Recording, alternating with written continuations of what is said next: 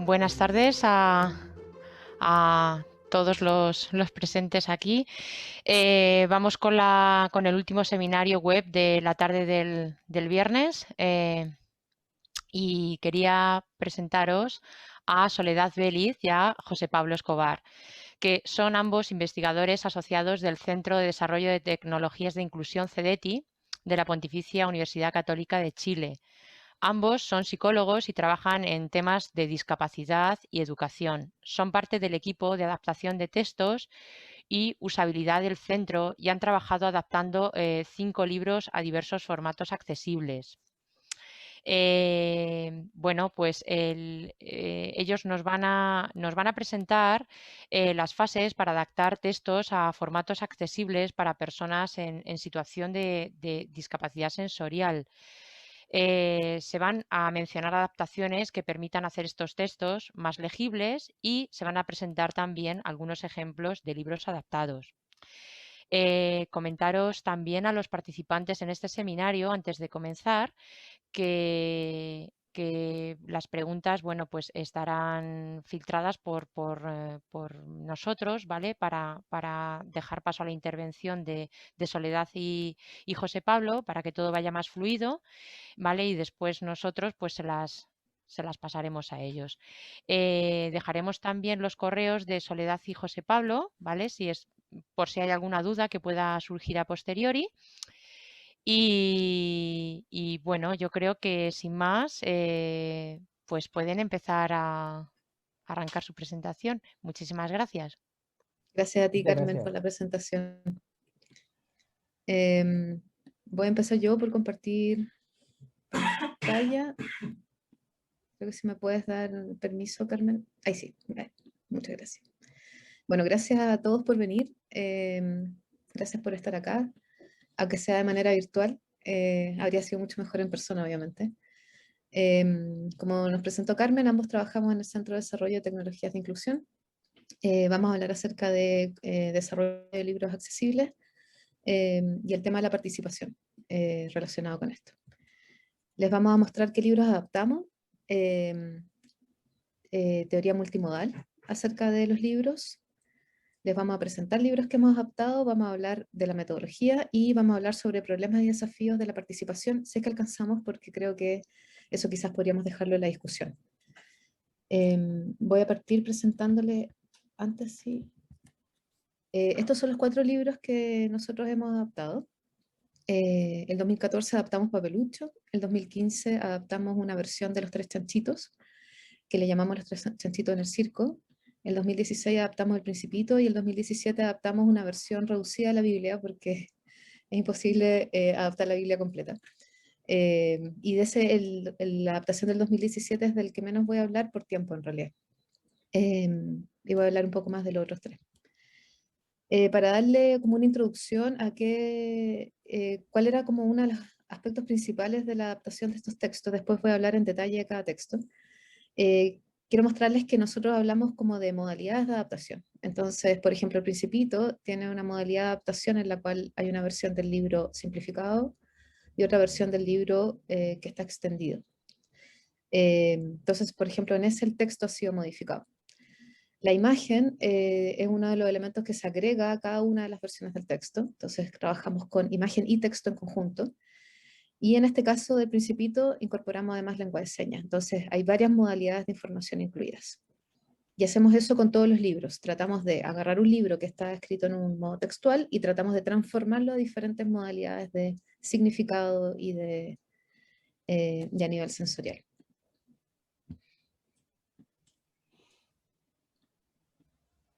Lo mismo con Papelucho. Papelucho tiene una versión de imagen, tiene una versión donde se combina de forma distinta, por ejemplo, la imagen, la lengua de señas, y otra versión en donde se combina el texto y la imagen. Y el texto tiene apoyo en lengua de señas. Entonces, tenemos mucho cuidado con cómo vamos combinando las diferentes modalidades de información al momento de adaptar un texto. De hecho, Pablo les va a hablar acerca de la teoría que está detrás de esta lógica, y una vez que hable Pablo, vamos a volver nuevamente a los libros. Me vas diciendo cómo cambia en qué momento pasó la diapo. Muchas gracias, Sole. Ya. Bien, como les contaba Sole, bueno, primero que nada, muy buenas tardes allá en Albacete. Bueno, no, ya no sé de qué lugares del mundo nos han de estar escuchando, ojalá y de muchos lugares. Acá en Santiago son las 11 de la mañana y muy contentos de poder estar con ustedes el día de hoy comentándoles acerca de este trabajo que hemos venido ya realizando hace tiempo acá en CEDETI con la adaptación de los textos. Y el tema de la adaptación de textos no es menor porque tiene que ver con las posibilidades de acceso a la información, ¿no? La información escrita que típicamente se viene haciendo por modalidades de acceso independientes, ¿no? La modalidad clásica que es acceder a través de estas habilidades de lectura, ¿verdad? Y donde decodificamos las palabras y comprendemos eso que estamos leyendo. Eventualmente, si es que por alguna situación la persona no es capaz de leer porque tiene alguna dificultad visual o simplemente porque tiene dificultades en la lectura, es una persona migrante que todavía no logra consolidar esas habilidades lectoras, pues bueno, utilizábamos los audiolibros, ¿verdad? Y aquellos audiolibros recuerdo que eran estos cassettes, ¿no? Y uno tenía la colección de cassettes, ¿verdad? Para poder escuchar. Ahora, bueno, ya tenemos CDs y eso lo puede hacer un poquito más sencillo con los tracks, ¿no? Y ahora Spotify, que bueno, que son unas cosas todavía más modernas, ¿no? O eventualmente quizá por medio de representaciones pictográficas, ¿no? En donde pues no estaba el audio, no está el texto, pero tenemos entonces una imagen que por sí misma nos iba dando cuenta acerca de qué quizá es lo que se quería representar a través entonces de ese texto. Dale la siguiente, Sole. Pero el tema más allá de estos canales de acceso a la información de forma independiente, la gran pregunta es, bueno, ¿y por qué necesariamente tienen que ser independientes? Dale siguiente, Sole. De ahí que entonces, ante este cuestionamiento, lo que se plantea de manera muy fuerte es que en la medida en la cual la información se presenta por más de una vía sensorial, pues mejor es que nosotros podemos acceder a esa información. Y esto precisamente se le llama multimodalidad. Cuando nosotros estamos hablando de textos multimodales, pues estamos hablando de textos que utilizan una combinación de dos o más modos comunicativos, ¿no? Por ejemplo, cuando podemos nosotros combinar la información impresa, que la asociamos con imágenes, ¿cierto? Y en algunas ocasiones, bueno, pues resulta que esa asociación entre un impreso y una imagen, pues resulta ser redundante y quizá no nos está aportando mucho. Lo que vamos a buscar es que la asociación entre lo impreso con la imagen, más que ser redundante, pues sea entonces una información que nos enriquezca, ¿no? Que realmente sea complementaria. Y eventualmente no solamente mezclamos lo impreso con la imagen, sino que también, por ejemplo, con el audio. Y esto todavía es más patente cuando estamos hablando de, por ejemplo, de películas o las nuevas o las posibilidades que la tecnología nos puede dar en las múltiples formas de representación, en donde gracias entonces a estos recursos tecnológicos podemos tener no solamente las imágenes como fotografías, sino también como videos, como unos audios que no solamente dan una información, sino que además están también transmitiéndonos una prosodia, ¿verdad? En la intensidad con la cual entonces un determinado mensaje se está comunicando. Dale siguiente. Perdona, José Pablo. Mira, tal vez se te escuche un poquito bajo, ¿puede ser? Un pelín bajo. A ver si es posible que Ya, aumentes. ahí yo creo que está mejor. Ahora sí, ahora sí. Ahora sí, Muchas gracias y perdona, ¿eh? no te preocupes, al contrario. Entonces, claro, el punto es que gracias entonces a esto logramos enriquecer, a través de estos distintos canales sensoriales, logramos enriquecer la experiencia entonces del usuario que está accediendo a estos textos. Entonces, en el contexto del acceso a la información escrita, pues la multimodalidad es relevante. Y en este sentido, pues asistimos a una revolución en la forma en la cual nosotros podemos acceder a la información, que esto es algo bien importante explicitarlo y es que eventualmente en el ámbito de las necesidades educativas especiales, pues esto es algo que hace ya mucho tiempo se viene privilegiando, ¿no? Entonces es algo que nace en el contexto o que de manera muy fuerte y patente está presente en el ámbito de los apoyos con personas, por ejemplo, con necesidades educativas especiales, pero que quizá por este tema de pandemia, además, pues se ha generalizado muchísimo más y llama más la atención, ¿no? Algo interesante, ¿no? Y es cómo entonces asistimos a una revolución con respecto a las maneras clásicas en las cuales accedemos a los textos, como aquello que era con la imprenta de Gutenberg, ¿no? Antes había que imprimir los textos y ahora por pandemia más, pues ya ni siquiera necesitamos imprimirlos, ¿no? Muchos de nuestros gestos relacionados entonces con la lectura se están transformando, ¿verdad? Parece, y no sé, en un tiempo más, conceptos como hojear un libro, pues bueno, ya no va a ser hojear, ¿no? Vamos a estar hablando entonces de formas distintas, porque la tecnología entonces nos posibilita múltiples soportes a través de los cuales podemos estar representando ese conocimiento. Dale la siguiente, Sole. Entonces, bueno, ¿cómo es que cuando estamos hablando ya de textos multimodales, perdón, voy a poner el micrófono, ahí está. Cuando estamos hablando nosotros de textos multimodales, pues ya no solamente hablamos de un lector que accede a él, sino también un observador, ya porque estamos incluyendo eventualmente el componente de la imagen y el componente también entonces del video y del audio. Las maneras en las cuales se navegan a través de los textos pues es distinta. Por ejemplo, cuando estamos hablando de un texto escrito, pues en general en estos textos nosotros llevamos a cabo una lectura lineal, es una lectura lineal en naturaleza. El, el, el lector entonces controla cuánto es lo que lee, pero claro, ¿no? También deben de seguir la estructura lineal de ese texto para poderlo comprender. Estos lectores también tienen la opción de dejar leer o de continuar cuando ellos lo estiman. Cuando estamos hablando más bien, por ejemplo, de la lectura de un texto visual, como por ejemplo un afiche, un libro ilustrado, pues este significado el lector lo va, y el observador lo va a construir a través de la interpretación que hace entonces de esa interacción. Este tipo de textos, por ejemplo, no necesariamente van a poseer una estructura lineal, lo que posibilita también distintos senderos, distintos caminos a través de los cuales se puede llevar entonces esta lectura. Pensemos, por ejemplo, en un afiche, en una infografía, en donde eventualmente, bueno, podemos nosotros tener una organización de que partimos del extremo superior izquierdo hacia la derecha y hacia abajo, emulando los gestos de la lectura, pero finalmente nosotros hacemos un recorrido mucho más libre, tenemos esa posibilidad, gracias entonces a ese soporte, y el lector o este observador, pues bueno, tiene la opción de intercambiar el foco de su atención al texto o a las imágenes, haciendo entonces este gesto interactivo, posibilitando de mejor manera entonces esta comprensión. Sin embargo, cuando estamos hablando de los textos multimodales, pues muchas de estas cosas ya cambian.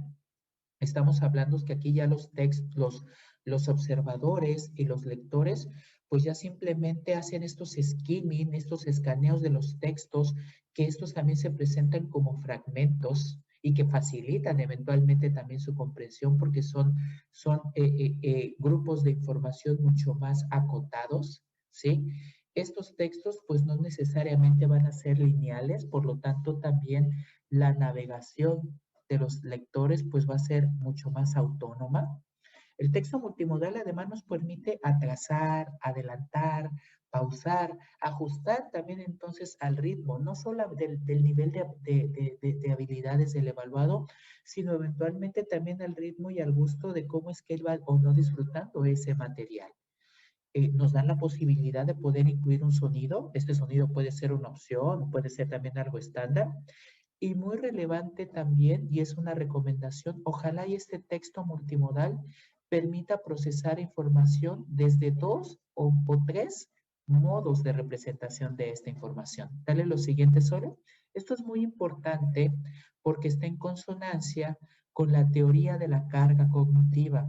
En este camino de estar adaptando estos textos multimodales, tratar de hacer de que estos tengan las múltiples posibilidades de acceso por distintas vías sensoriales de los usuarios, pues nosotros caímos en cuenta de que eventualmente eran tantas las vías de acceso que saturaban al usuario. De ahí entonces nosotros nos dimos a la búsqueda de una teoría cognitiva que nos pudiera ayudar a entender este fenómeno. Encontramos entonces en Speller la teoría de la carga cognitiva, la cual plantea que la máxima capacidad de poder manejar simultáneamente la información es en máximo 3 canales de ella. Entonces, bueno, lo que nosotros hemos hecho típicamente en estos textos que hemos adaptado, pues es seguir entonces esta perspectiva de Speller y tenemos entonces textos en donde simultáneamente se va a presentar un texto, la lengua de señas, ¿verdad? Una imagen un video, perdón, y una imagen, tenemos la posibilidad de una versión que posibilita un audio, un texto o una imagen. Tenemos un video, una imagen o un video y un texto. Y en el caso de los videos, lo que nosotros hemos privilegiado en muchos de nuestros desarrollos, pues es el video de un intérprete en lengua de señas que permita entonces facilitar el acceso a esos textos. No olvidemos que, por ejemplo, para el caso de las personas sordas, las habilidades lectoras se convierten en un importante reto de aprendizaje porque ellos están aprendiendo una lengua escrita distinta a su lengua materna, ¿cierto? Es un asunto bastante complejo, de ahí que por eso también en ese contexto de poder apoyar las habilidades de alfabetización tempranas de las personas sordas, es que nosotros en CDT hemos desarrollado todos estos libros, precisamente entonces haciendo una concomitancia entre la imagen que se está presentando, que sería un texto, junto con el video de eso que se está asignando. La siguiente, Sole. Pero bueno, yo creo que entonces ya basta de explicaciones, bueno, por ahora, que les queremos explicar muchísimas cosas más. Y quiero que entonces Sole nos cuente entonces estas aventuras que hemos llevado en este largo camino de llevar entonces la adaptación de los textos.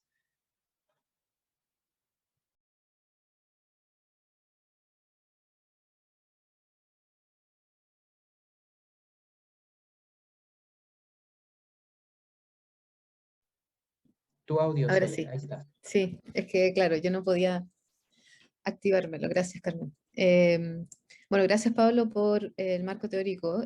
Vamos a poner en tensión un poco este marco teórico en esta presentación, porque pasaron cosas a medida que desarrollábamos estos libros que nos hicieron un poco, nunca llegamos a cuestionar, pero sí a poner en tensión teorías que nosotros leíamos en textos con trabajo participativo con las comunidades con las cuales estábamos trabajando. Les quiero mostrar primero Papelucho, porque Papelucho presenta como un modelo más o menos, entre comillas, lineal de desarrollo. Entonces quiero primero presentarles esa metodología lineal, que pareciera ser como muy ordenada y muy simple, y para después hablar acerca de cuáles son los aspectos participativos de esto. Entonces, Papelucho en Chile es un libro clásico, es uno de los libros como emblemáticos de la literatura infantil, es de 1947, lo creó Esther Huneeus bajo el seudónimo de Marcela Paz. El libro tiene más de 70 reediciones, pero hasta 2014 ninguna de esas reediciones había sido accesible, que es algo que hasta ese año ocurría con la mayoría de la literatura infantil en Chile y con la mayoría de la literatura en general. Había muy pocas versiones accesibles de la literatura. Eso ha ido cambiando hasta ahora, hasta el 2021, que tenemos muchas más versiones accesibles. En el centro en el que trabajamos con Pablo se nos dio la oportunidad entonces de adaptar este libro, que era emblemático para la literatura chilena infantil, con el apoyo de la editorial que tenía los derechos y con el apoyo del Servicio Nacional de la Discapacidad de Chile. Para hacer esto consideramos la accesibilidad como es establecida en la Convención de las Naciones Unidas sobre Derechos de Personas con Discapacidad, es decir, es un derecho fundamental. En Chile la ley 20.422, en el artículo 3, establece normas sobre cómo se tiene que dar esta igualdad de oportunidades e inclusión social de las personas con discapacidad, e incorpora explícitamente la accesibilidad y el diseño universal como principios fundamentales.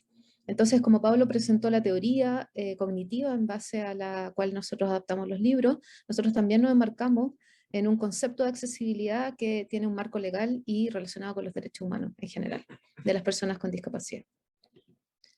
Les quiero mostrar el libro, tiene audio, entonces y creo que el audio está un poco alto, para que tengan cuidado, quizás voy a reducir un poquito el audio al momento que les muestre el libro. Esta es como la primera parte cuando ustedes acceden al libro que está disponible online en un link que les podemos proveer por el chat para que lo puedan visitar luego ustedes.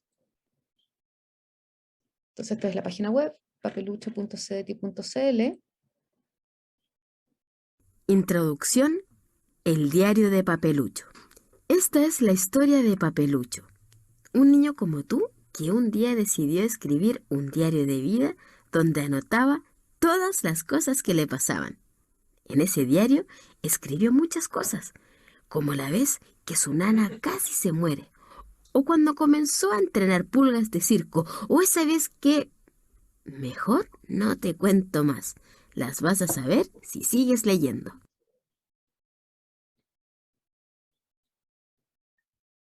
Capítulo 1. El sándwich de Domitila. Un día, Papelucho hizo un sándwich especial que tenía detergente, pólvora y muchas otras cosas. Capítulo 1. El sándwich de Domitila. Entonces pueden ver, cambió las modalidades y el audio se apaga automáticamente, pero para volver a la lengua de señas tienes que pasar a la siguiente, o sea, para hacer solo texto tienes que pasar a la siguiente página.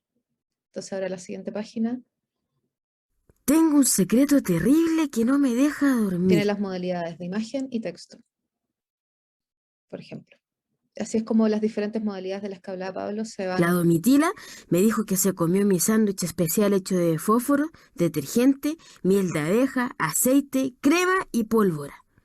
Y ahora se va a morir. Así es como estas diferentes modalidades se van combinando. La Domitila me dijo que se comió... Entonces, ¿qué es lo primero que quería contarles a partir de esta transformación? Lo primero es que queríamos que un texto no fuese una experiencia tan similar a cuando uno la lee en su versión física. Queríamos explorar las posibilidades de transformar un texto en algo diferente. Para eso necesitas, bueno, primero tener los derechos de autor del libro, pero además apoyo por parte quizás de las personas que tienen los derechos de autor de la historia original, para poder transformar el libro en una experiencia diferente. Digo esto porque en realidad uno tiene que, de alguna manera, desacralizar la idea del libro cuando trabaja con adaptación. Tiene que entender que va a modificar muchas cosas y que va a interpretar incluso algunas cosas de distinta manera, y eso requiere una conversación constante con las personas, si es que en el caso de que hay derechos, pero en el caso de que trabajas con textos que no tienen necesariamente, que tienen los derechos libres, te da un poco más de libertad justamente para transformar estos libros.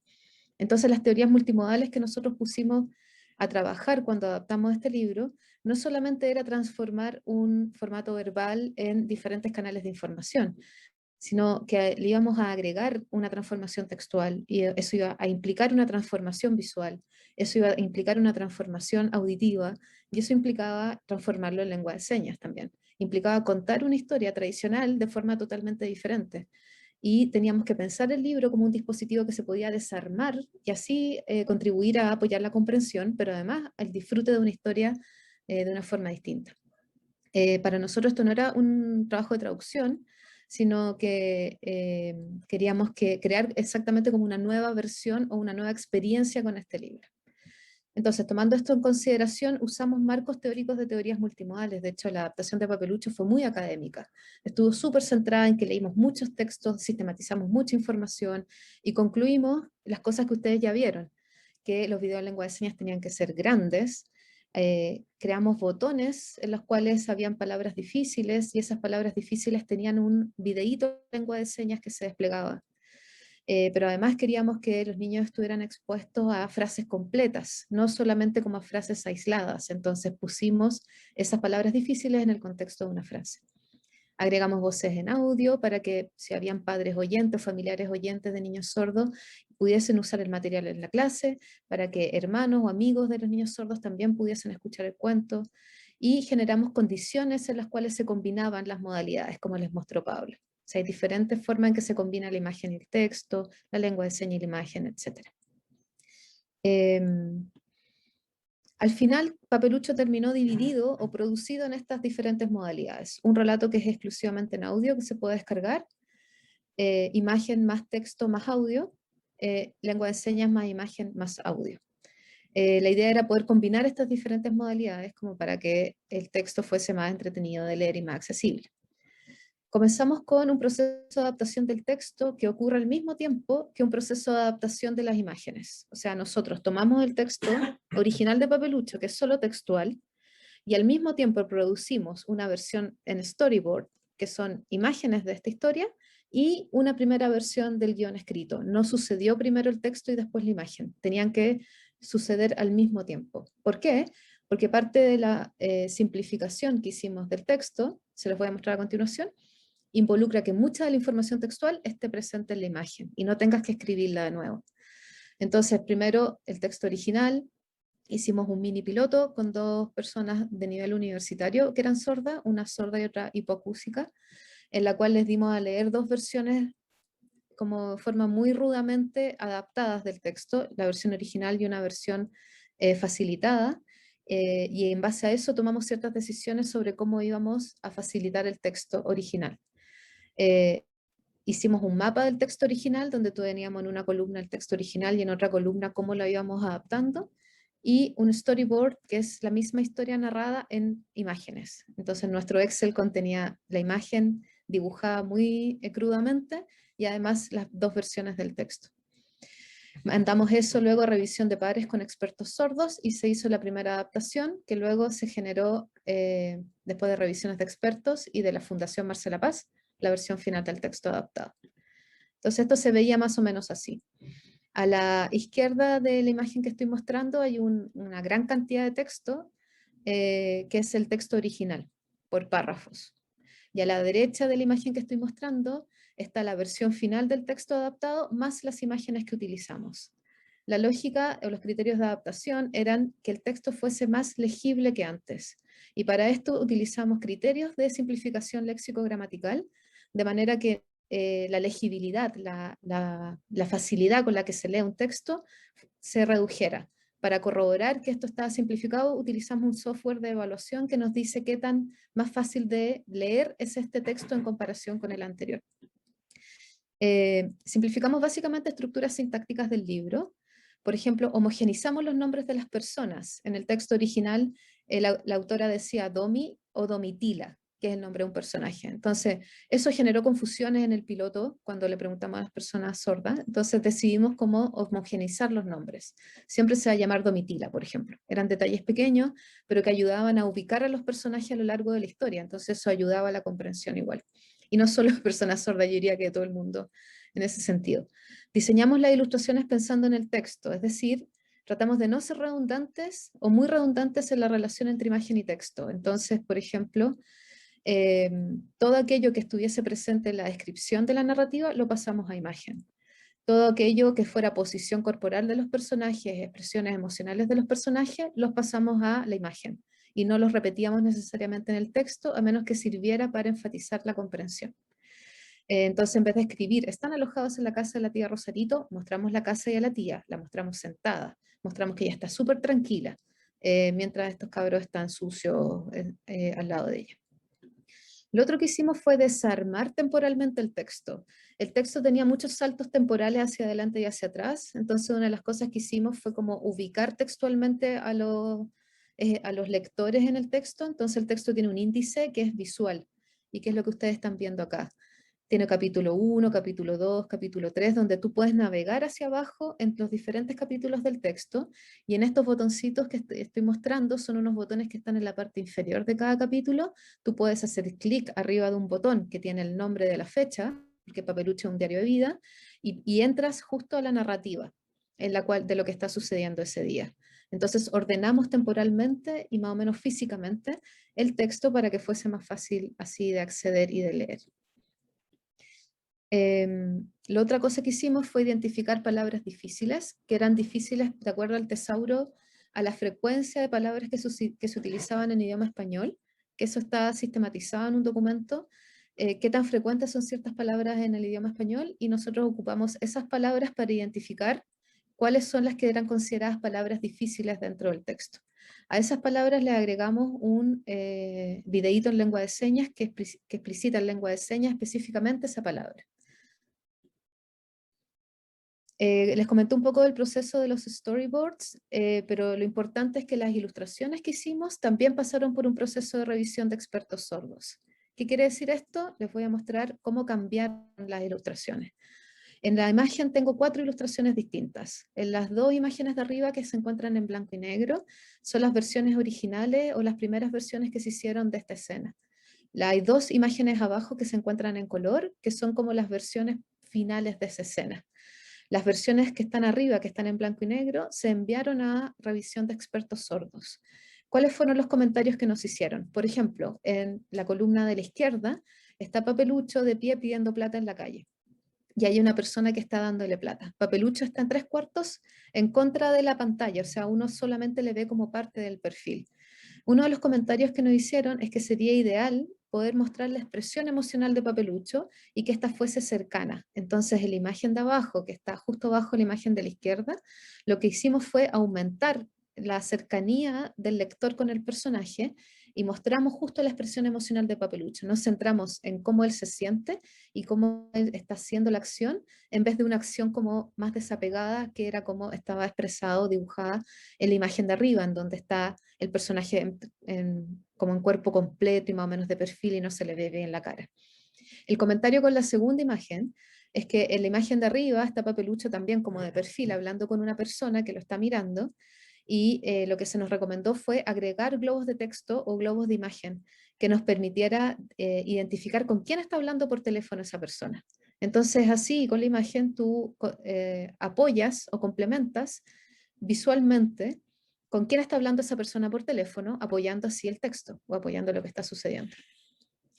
Otra recomendación que nos hicieron fue agregar más onomatopeyas, que son expresiones lingüísticas que se usan en los cómics o la narrativa gráfica para enfatizar emoción o enfatizar acción, y que agregáramos líneas de movimiento. Entonces, cuando, por ejemplo, un personaje hace un movimiento con la mano o hace un movimiento con el pie, agregar líneas de acción que son típicas de la narrativa de los cómics para poder enfatizar el movimiento de eso. Y lo mismo con onomatopeyas, agregar más puff, puff, nos, sis, dependiendo de lo que están haciendo los personajes. Y eso realmente consideramos que ayuda un montón a la expresión como corporal, visual de la narrativa y al apoyo textual de este. En el proceso de producción de videos de la lengua de señas chilena se ocuparon tanto las imágenes que se produjeron inicialmente con los comentarios de los expertos, más el texto ya adaptado para producir un nuevo guión en lengua de señas. Y ese guión en lengua de señas se graba con un intérprete de apoyo, un intérprete oyente que apoya a esta producción, y con un cuentacuentos, que una persona sorda, que en nuestro caso era un cuentacuentos. Elegimos un cuentacuentos porque queríamos que la historia tuviese además expresión corporal, aparte de la lengua de señas, es decir, que no fuese una lengua de señas, entre comillas, plana, sino que tuviese como la mística y la motivación, como la gracia de que te están narrando además una historia en lengua de señas, y no es solamente una traducción, entre comillas, del texto escrito. Por último, en este caso trabajamos con el laboratorio de fonética de la universidad, pero en otros proyectos trabajamos con otros laboratorios y con otros colectivos de producción de audio para producir una versión en audio del texto adaptado. Esto era solamente una narración. Había una persona que narraba la historia de acuerdo al texto adaptado, y esa es la versión la versión en audio del libro. Por último, hicimos pilotajes con niños sordos y con niños sordos y con adultos sordos, y hacemos siempre pilotajes de accesibilidad y usabilidad con nosotros mismos dentro del equipo, pero donde probamos la interfaz del libro, porque el libro tiene que tener un soporte de alguna manera. Entonces una opción era hacer un PDF, pero eso no servía con la lengua de señas. Otra opción era hacer videos, pero eso no servía como con el índice interactivo que teníamos. Entonces al final hicimos una página web y probamos cómo era mejor navegar el libro. Presentamos diferentes opciones de navegación, menús desplegables, saltos de tiempo, que tuviese que cambiar de una página a otra, y al final dijimos que, de acuerdo al pilotaje que hicimos con niños, que para ello era mucho mejor que linealmente ellos pudiesen ir avanzando, avanzar. Entonces así agregamos links, o sea, agregamos unas flechitas que te permitía avanzar y retroceder linealmente en la historia, y el índice que te permitía ir saltando de un escenario a otro dependiendo de cómo te sentías. Producto de todo este trabajo, generamos este hermoso gráfico que ustedes ven acá, esta hermosa imagen, que muestra muy ordenadamente todas las fases del desarrollo. Cómo identificas y seleccionas el libro, cómo adaptas multimodalmente la narrativa, cómo produces los medios, y finalmente cómo haces las pruebas de usabilidad y diseño tecnológico de la plataforma que va a sostener el libro. En varias partes de estas diferentes fases hay consultas a la comunidad.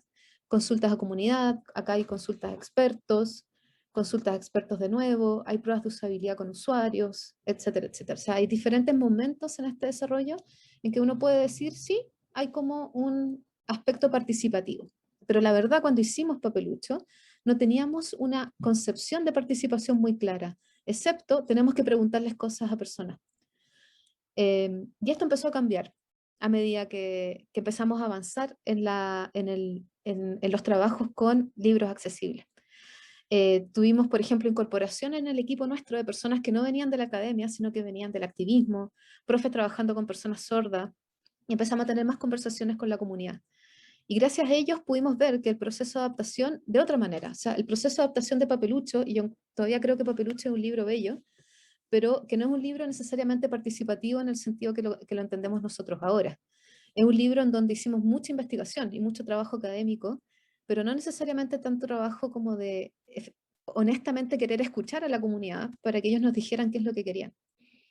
Y bueno, teóricamente nos encontramos con el continuo de participación de Hart, que él hace un continuo entre 1 a 8, en el cual el 1 es donde hay menos participación, en el cual a los niños se les dice lo que tienen que hacer, y en el 8 hay más participación, donde los niños guían muchas de las propias decisiones y trabajan como iguales, entre comillas, con los equipos. Druin lleva ese modelo de participación, que es un modelo de participación política, que se usa para políticas públicas, y lo lleva al grado de participación con usuarios en el diseño de tecnologías. Es más específico que el de Hart. Y en el modelo de Druin, ella lo que dice es que los niños son vistos de diferentes maneras en los proyectos. No necesariamente todos los proyectos tienen que tener un nivel de participación altísimo de niños, porque depende de las actividades del proyecto, los niveles de participación que ocurren. Entonces, por eso yo ocupo un modelo circular en vez de la escalera de Hart. El modelo circular quiere decir que dependiendo de las actividades, tú te acercas o te alejas de modelos más participativos o menos participativos. Y aquí ya propone a los niños como usuarios, como individuos de prueba, como informantes o como compañeros de diseño. Un poco más adelante les voy a mostrar cómo nosotros, si es que alcanzo, cómo nosotros clasificamos nuestros propios proyectos de acuerdo al modelo de Druin. Pero lo que les quiero contar es que en este momento estábamos teniendo como discusiones al interior del equipo acerca de cómo hacer esto más o menos participativo.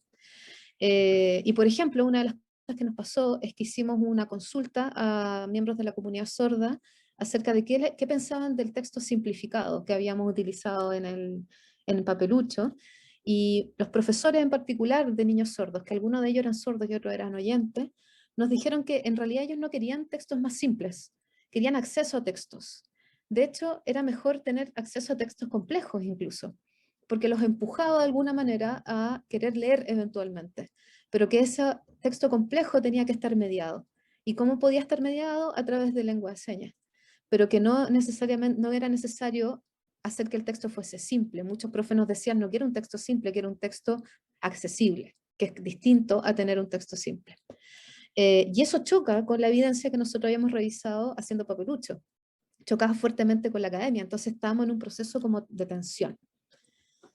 Así llegamos a la adaptación de Los Tres Chanchitos en el circo, donde hubo una intención de trabajar con niños con discapacidad visual y con niños sordos, de modo que ellos mismos contaran la historia y ellos mismos diseñaran los personajes. Se hizo un taller de todo un día de trabajo con ellos, en el cual teníamos intérpretes de lengua de señas y teníamos apoyo para niños ciegos, para que ellos pudiesen contar esta historia tradicional, que es una fábula anónima sobre los tres chanchitos, a su manera. Entonces fue un taller bastante intenso de trabajo con los niños, en los cuales se creó a través de diferentes materialidades, les trajimos diferentes materiales para trabajar, crearon los personajes, la estética de los personajes, que luego un ilustrador adulto se encargó de producirlos como personajes que pudiésemos animar y que pudiésemos mover. Ellos crearon la historia de los tres chanchitos, crearon una chanchita mujer que no estaba en la historia original, y crearon el escenario del circo, que tampoco está en la historia original. Esa narrativa oral y esa narrativa en lengua de señas que produjeron los niños fue lo que se utilizó como insumo para producir un texto ilustrado de la historia. Y ese texto ilustrado de la historia luego se le devolvió a los niños con la adaptación para que ellos pudiesen efectivamente leer como el producto que había quedado, y en ese de vuelta a los niños, ellos volvieron a cambiar el final, en otra sesión de discusión que se hizo de la misma manera que el primer taller. Entonces ese cambio final fue el que finalmente quedó como el libro. Entonces nuestro lindo diagrama, donde teníamos como todas las fases muy ordenaditas, cambió y se rayó, digamos, encima, con otras formas de aproximarse a la, por ejemplo, identificación y selección del libro. En este caso no hubo un proceso de identificación y selección del libro, no hubo un proceso de primero leamos el libro y después transformémoslo, porque se produjo una nueva narrativa a partir del taller con los niños. Se produjo inmediatamente imágenes y guiones en lengua de señas, antes incluso de que se produjera una versión textual del libro. Entonces no hubo una adaptación de texto a imagen y de texto a lengua de señas, se desordenó totalmente las diferentes fases que teníamos consideradas en un principio.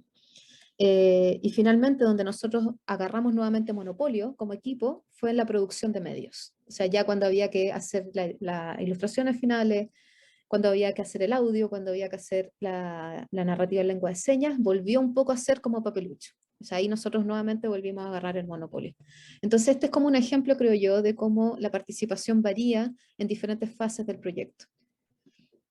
Les quiero mostrar un poco de los 3 cerditos. También tiene audio. Les advierto que es un poquito fuerte también. Esta es la historia de 3 chanchitos muy juguetones que trabajaban en un circo. Un día llegó un lobo feroz, muy feroz, que se quiso comer a los 3 chanchitos. Los 3 chanchitos corrieron a esconderse en el circo, pero el lobo siempre los encontraba. Si quieres saber lo que pasó después, empieza a leer la historia. Entonces ve, la lengua de señas dura un rato más que el audio.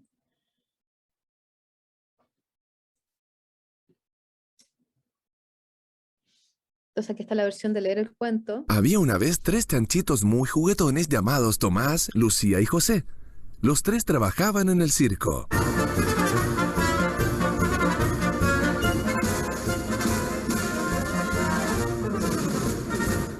Ven que lo que tiene esta versión además es como trabajo de audio narrativa. Tiene como trabajo de inmersión auditiva, tiene harto trabajo de sonidos, de música, que no tienen los otros cuentos.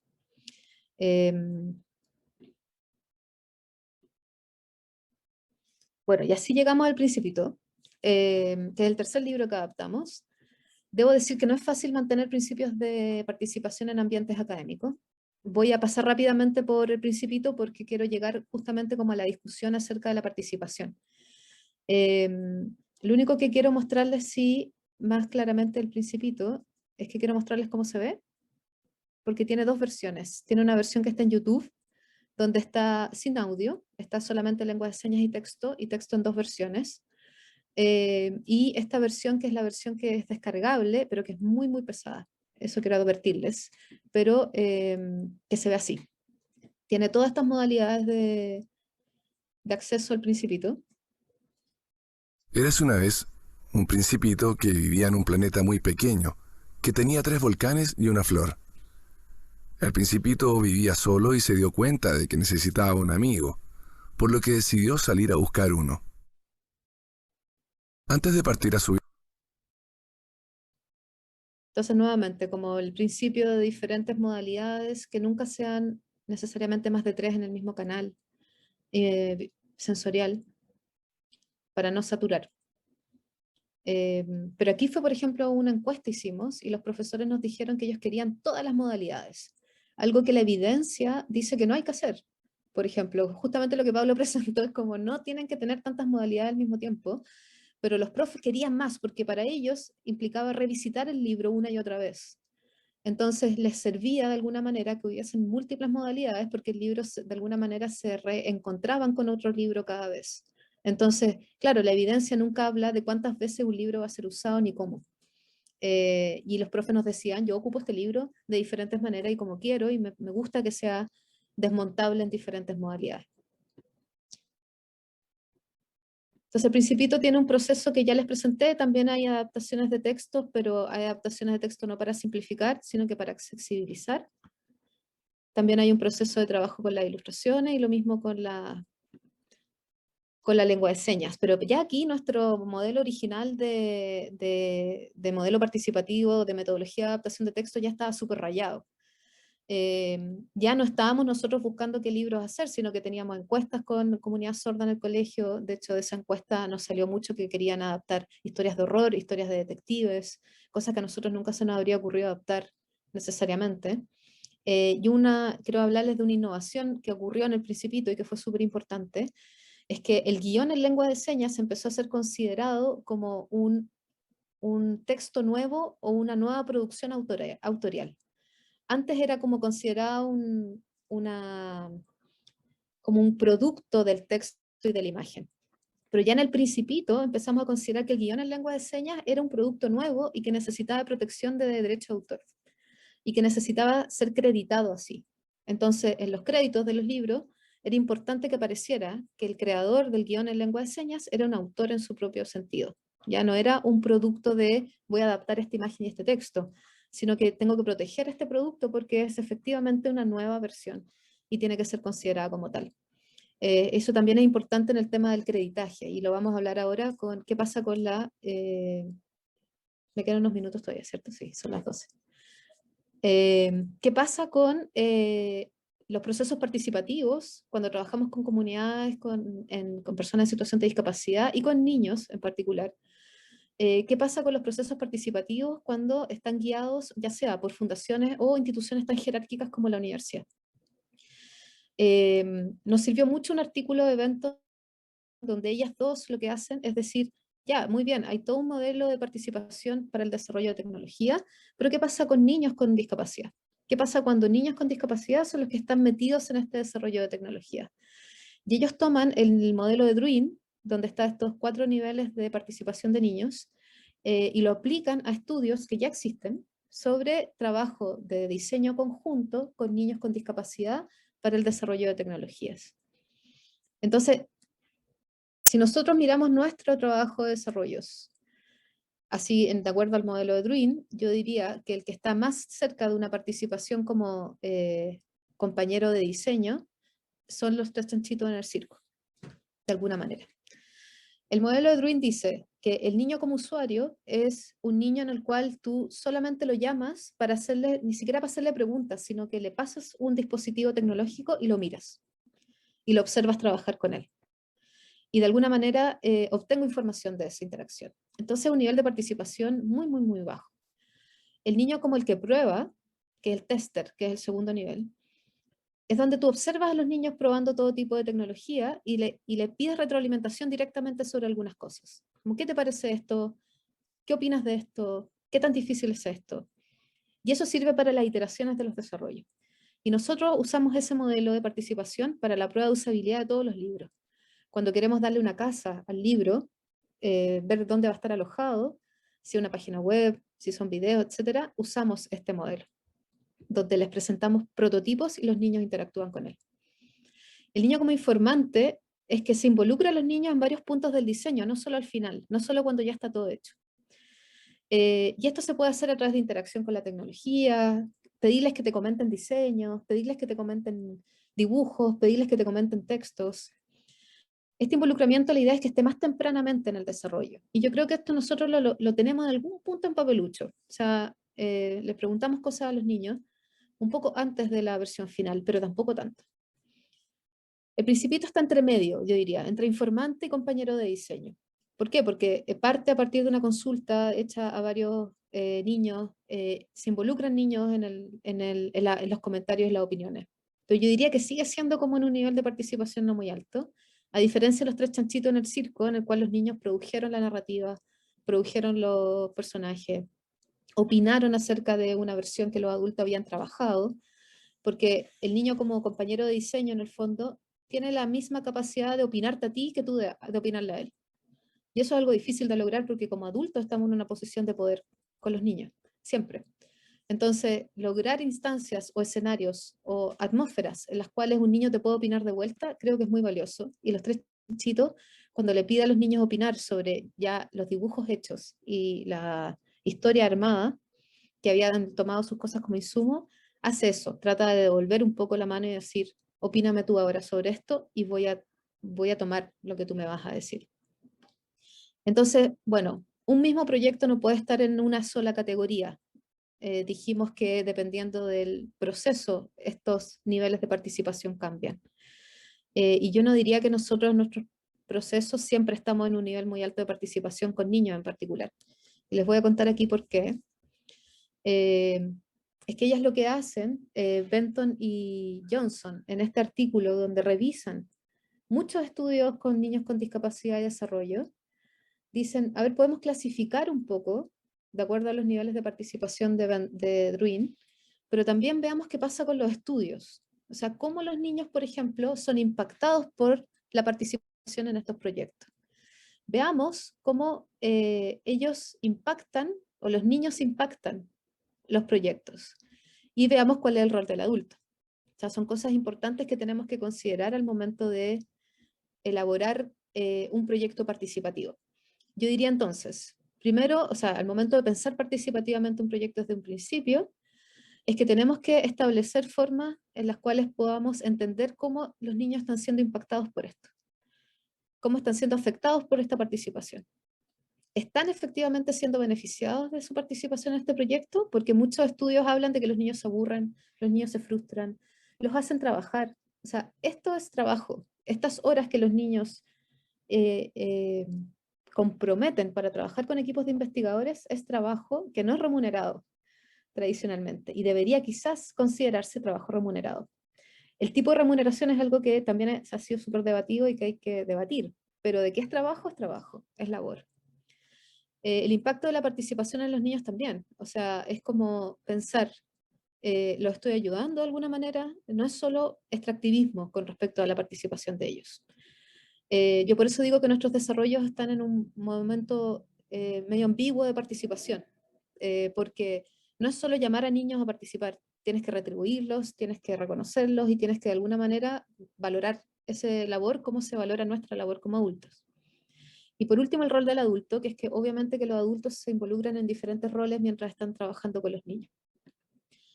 Entonces, esta horrible tabla, que no quiero que se preocupen mucho de esta tabla, lo que les quiero mostrar con esto es que hay una tabla aquí que en la primera columna están descritas las diferentes fases de la metodología. Son las fases que yo les mostré con papelucho. Hay una fase 1 sobre qué libro se adapta, fase 2 que es la adaptación multimodal, la fase 3 que es la producción de medios y la fase 4 que es usabilidad y desarrollo de la interfaz. Y luego en cada una de estas fases tiene actividades, ¿cierto? Entonces yo puse cada actividad y luego hay una columna en el medio que puse quién está haciendo esta actividad. La hace el equipo de investigación, la están haciendo padres de los niños, la están haciendo niños, la están haciendo profesores sordos, la están haciendo personas sordas, comunidad sorda. Y después puse los niveles de involucramiento de Druin, que eran los que aparecían en nuestros desarrollos. Entonces, si ustedes pueden ver, no hay muchos niveles de involucramiento en nuestra metodología de participación, las voy a narrar al tiro, pero los 3 chanchitos nos entrega puntos de codiseño en la selección del libro y en la adaptación multimodal de la narrativa.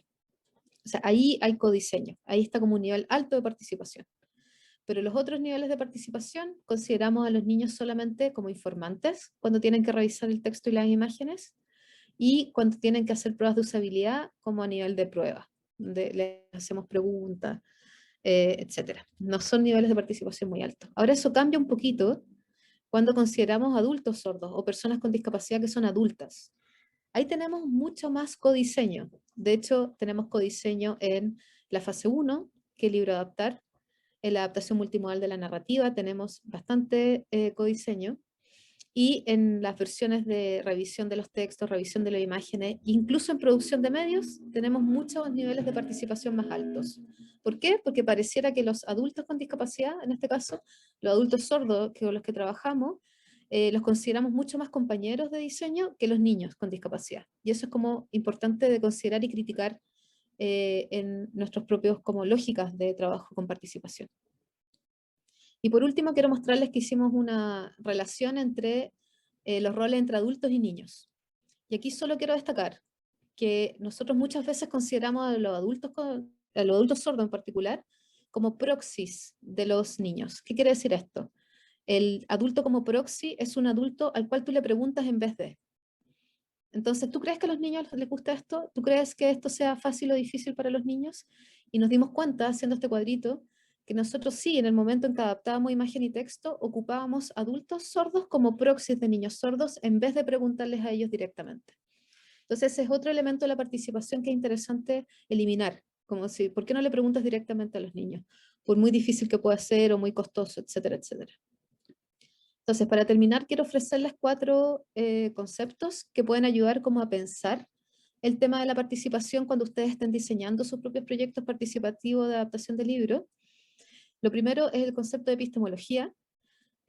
Una atención clara en la epistemología que mencioné antes es entre el conocimiento científico de los artículos y lo que nos decían los profes de los niños sordos. ¿Se acuerdan? Que nosotros queríamos hacer cosas como súper cercanas a los papers y ellos en realidad nos decían, yo quiero usar esta cuestión de otra manera. Entonces, es importante que en los procesos participativos uno entrega control sobre varias partes del proyecto, que no le gusta entregar el control. Nosotros, como nuestra posición epistemológica, éramos privilegiados porque veníamos de la universidad. Entonces decíamos, esto lo dice la investigación. Y eso aplasta un poco el conocimiento que tienen las comunidades. Entonces, tener mucho cuidado con eso. Y hacernos la pregunta, muy importante, de entonces, ¿qué estamos valorando como conocimiento en niños? Al usar a los adultos sordos como proxies de niños sordos, estamos valorando más el conocimiento de los profes. Y entiendo eso porque este era un proyecto pedagógico en el fondo. Queríamos hacer libros para que los niños leyeran. Pero de todas maneras, teníamos que preguntarnos por qué estamos valorando más el conocimiento de los adultos, en este caso, que de los niños. Con respecto a los valores, obviamente está el tema de la concepción de discapacidad que es producida en estas relaciones entre academia y comunidades. Y yo creo que la creación de guiones de lengua de señas como un producto original que hay que acreditar aparece como un cambio en los valores del equipo, entre otros, pero creo que ese es particularmente importante. En términos de resultados, nos dimos cuenta que era súper necesario incluir mediciones de participación del proyecto, cómo afecta esto a los niños, cómo se benefician o no, y de alguna manera de poder entregar remuneraciones que sean adecuadas para el trabajo que están haciendo los niños ahí, pero que no sea solamente por ad honorem o por buena onda, etc. Y por último, es que siempre hay interesados y participantes en los proyectos. El trabajo en una universidad es altamente jerárquico, en parte en propiedad intelectual, por ejemplo. Todo lo que es producido en la universidad es para la universidad. Entonces, ¿cómo puedes trabajar con comunidades y entregarles autoría sobre sus obras si es que estás trabajando con una institución tan jerárquica? Y ese es un cambio que tenemos que hacer nosotros adentro. Y esto también está relacionado con lo que les decía antes, cómo entregas remuneración y cómo cómo valoras el trabajo de otros de formas que no sean solamente ad honorem. Eso es todo. Muchas gracias por estar acá.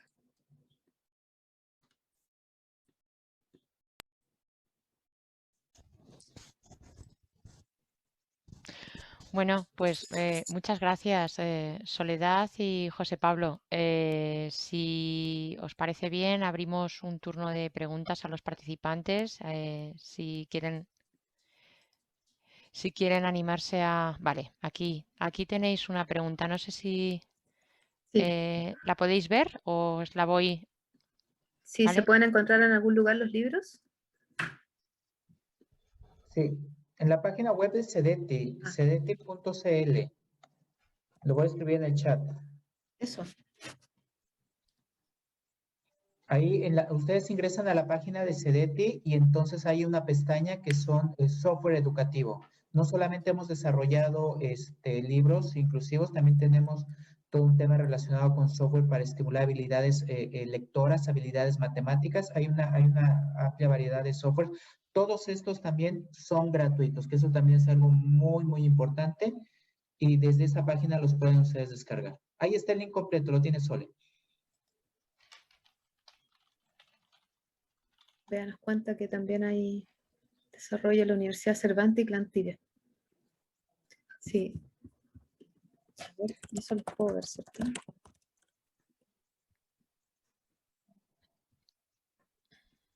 Bea también comenta, ¿verdad? Se llama Signacuentos. Sí, hay incluso, por ejemplo, también se ve todo un trabajo en México, también con profesores de educación especial, que también tienen todo un tema de desarrollar, por ejemplo, narrativas propias, indígenas de los pueblos de los niños y que tienen que ver con leyendas, que también es un tema muy interesante. En aquella época, bueno, ellos lo producían y lo difundían a través de CDs, ¿no? Ahora, bueno, ya con con estas otras mejores posibilidades tecnológicas es más fácil poderlo montar en otro tipo de soportes. Gracias, Bea. Estoy viendo Signacuento y es bello. Sí, María José también nos dice algo muy interesante y que estoy de acuerdo con ella. Nos dice que todo el trabajo de la ilustración, el proceso, está muy cuidado, pero que además habéis insistido e incidido en la idea de la participación de los niños, las implicaciones de esta participación, ¿vale? Y creo que es la parte también muy, muy interesante. Bueno, es que claro, el tema de la participación no es menor y efectivamente, como bien Sole lo comentó, es un tema que en el camino nos hemos dado cuenta cada vez más, ¿no? La importancia de reconocer y ojalá remunerar el trabajo que entonces hace la comunidad, ¿no? Y efectivamente, también como lo mencionaba Sole, en el contexto de la universidad que es sumamente jerárquica y rígida, pues es algo complejo, ¿no? La semana pasada Sole le han dado la noticia de que ella ahora tiene la posibilidad de poder desarrollar un nuevo libro. Así que bueno, tiene un gran trabajo de frente y especialmente tratando de poder ahora sí ir avanzando en este nuevo camino que nos estamos planteando con respecto a la adaptación de los textos multimodales. Pregunta Ana Medina, pregunta si habéis publicado estas reflexiones sobre la participación. Sí, Hay parte, publicamos, ahora te busco el vínculo. Tenemos igual una si cosa quieren, publicada. no sé si está disponible, tenemos algo escrito en inglés. No sé si está disponible porque hay a veces pago para las revistas, pero si están interesados me pueden escribir al mail y les puedo enviar el artículo. Porque ahí está también la tablita, está todo. Ahora les voy a Y Ana, compartir un vínculo. Tenemos uno en español, ahora se los comparto, ¿verdad? Y se los voy Pablo a sacó una compartir por español. el chat. Que es un poquito el inicio de esto que Sole les comentó, esta reflexión que les ha presentado el día de hoy Sole, pues bueno, es un estado del arte mucho más avanzado. Ahí está entonces, Ana Medina, ese artículo, que lo puedes descargar gratis desde ResearchGate. Sí, y el software también, Ana, si quieres nos escribes y te lo mando. En ese tiempo lo ocupamos hace tiempo, es gratuito, pero ahora hay software más avanzados y también gratuitos para evaluar qué tan legible es un texto. No me acuerdo si en esa época ocupamos Lexile. Yo creo que era Lexile. Lo escribo en el chat también. Sí, ese. Y el tesauro lo podemos buscar. Yo no me acuerdo dónde lo encontramos. No sé si era la Real Academia, pero lo podemos buscar y si quieres también nos escribes y te lo mandamos. Lo otro que quería decir es que con los libros pareciera que hay más dificultad de trabajo participativo, porque nosotros trabajamos con CETI haciendo cortometraje, con técnicas de stop motion en un colegio de niños sordos, y ocupamos leyendas escritas, que eran orales, pero ahora escritas, y fue súper fluido el proceso. Pareciera que con los libros hay como un tema como más complicado del canon y de cuánto puedes modificar, porque tienes que transformarlo en otro formato de libro.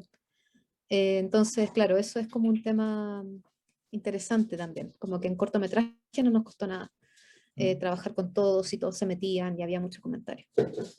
Hay una pregunta muy interesante, Sol, en el chat de lectura fácil, mira. Sí, habéis trabajado con lectura fácil, ¿sería posible tecnológicamente tomar uno de nuestros libros, hacer una adaptación? Sí, para ponerle lengua de señas española y texto con lectura fácil. Yo creo que sí, estamos recién metiéndonos en lectura fácil nosotros el año pasado. Hay un grupo de trabajo de lectura fácil en CDT ahora. De hecho, estamos empezando a hacer investigación en ese tema acá. Y yo creo que de todas maneras podemos hacer una adaptación aparte, de todas maneras podemos hablar por una adaptación de uno de los libros, si es que desean. Pueden escribirnos, estaríamos felices, yo creo.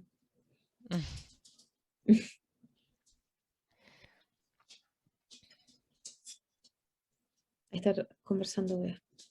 Sí, y qué bueno también el espacio, vea, excelente, y también que estos espacios sean también para compartir entre ustedes, no solamente los ponentes, sino también entre los asistentes. Esta es la cosa que enriquece estos espacios, ¿no? Sí, aunque sea virtual. Exactamente. Sí, aunque sea, bueno, también es verdad que ha sido una oportunidad el poder contar con vosotros, porque aunque hay que decir que vosotros estáis en Chile, la tecnología nos permite ahora mismo Mm, estar conectados y eso, sí, la verdad, se agradece. sí. Pues no sé si hay más preguntas. En principio parece que no. Bueno, ya el Súper. correo vuestro lo tienen. En el caso de no tenerlo o haberlo extraviado, pues nos lo pueden pedir, que se lo facilitamos tranquilamente. Y bueno, yo creo que daros las gracias una vez más por estar con nosotros. Vosotros creo que son las 12:30 y nosotros, bueno, casi las 12:30 y nosotros las 6:23. Nada, que de verdad un placer y gracias también a los asistentes por dinamizar este Sí, seminario.